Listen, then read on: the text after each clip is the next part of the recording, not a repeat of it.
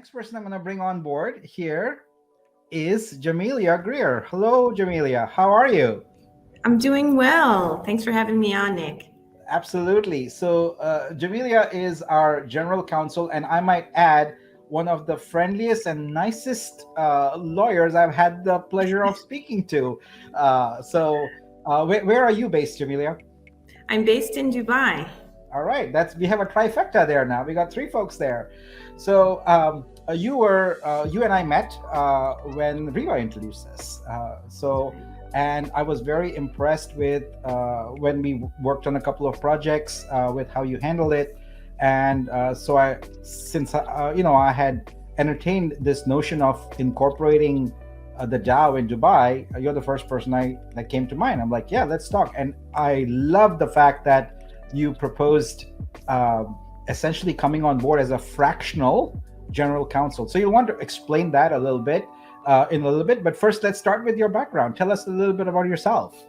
Sure. Well, born and raised in small town Connecticut. So grew up with lots of farms and cows and a world totally different than Dubai. Practiced law in Connecticut and sort of happenstance across China to spark my international journey. I started teaching English in China many, many moons ago and ended up developing a career in the APAC region, the Asia Pacific region, working with a company that was then known as United Technologies. And really what I was doing, what started my whole career in technology, was trade controls and trade compliance. And that is keeping sensitive technologies, maybe military controlled technologies, out of the hands that certain governments didn't want them in. And I got into this world of understanding that there's this huge intersection between the law and technology, and the way that not just companies want to control their technology, but countries do as well. And that blossomed. I spent about 10 years in China and Singapore and traveling all throughout Asia Pacific. Worked with Marriott International, head up their legal compliance team for a number of years, and then headed up data and privacy for Standard Chartered Bank for a couple of years. And I said, this is great, but I need to get closer to this stuff. And I want to work with startups, and I want to work with companies that are really on the cutting edge of this type of work. And so I started ByteBao. And the name ByteBao, actually, obviously, you know what the first part of the name is, but the second part, Bao, is a Chinese character, which means to protect.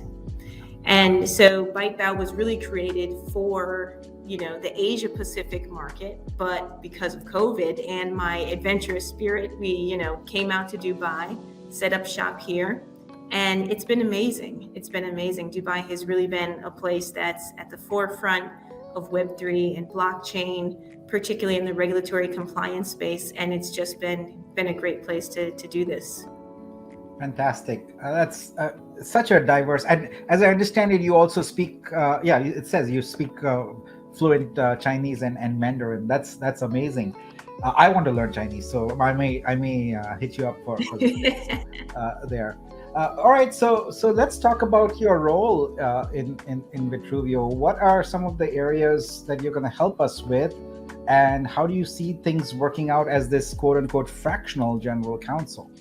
Sure. So fractional general counsel, it just simply means a general counsel that is there at the disposal of the company, but is not, your typical full-time employee in the sense of that word.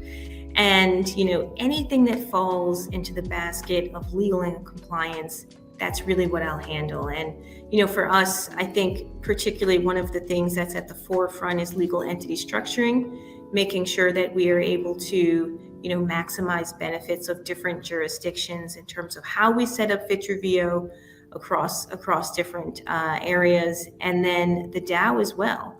And so what we really want to do is we want to make sure that we are protecting our members, we're protecting IP, we're making sure that we're doing the right thing wherever we're operating, and we're not just waiting for laws to be created to follow laws. And I think that's a mistake that a lot of Web3 companies are making these days, is they say, well, let's wait and see what this jurisdiction comes out with, or let's wait and see what the law is here. And the funny thing is that these laws are not new. The spirit of every single law that has to do with virtual assets is just a revamp of what we've been doing with other technologies. So we don't really need to wait. We know what the law is going to say. We know what's right. We know what's ethical, and we go by that. And that really is what my role is, whether it's dealing with vendors, suppliers, people who are part of our community, and the company itself. Yeah. So you and I are meeting on a regular basis, and we'll rope Alex in there also. The three of us are going to take point on sort of getting the legal things moving forward.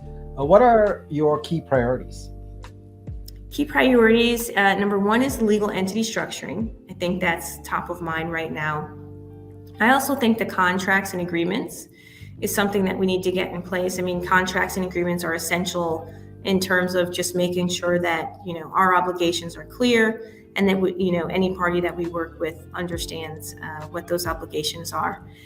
And I also think, intellectual property is one that we should focus on. And then finally, the boosters. As we roll out the boosters, for sure, we want to make sure those are done right.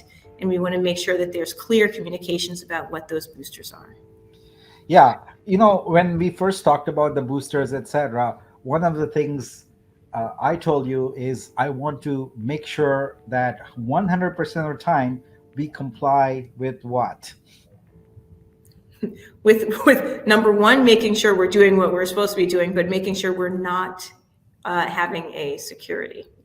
Yeah, we are going to do everything by the book, and we will not skirt any laws. We will not skirt any regulations.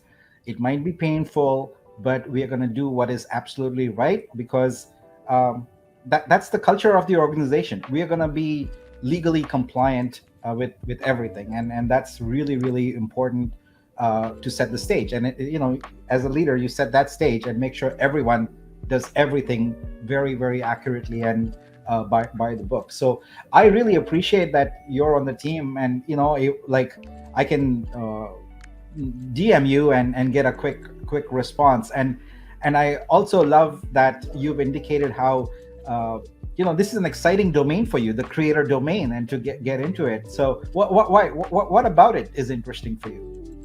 Well, I'm a creator myself. Well, let's hear more about that.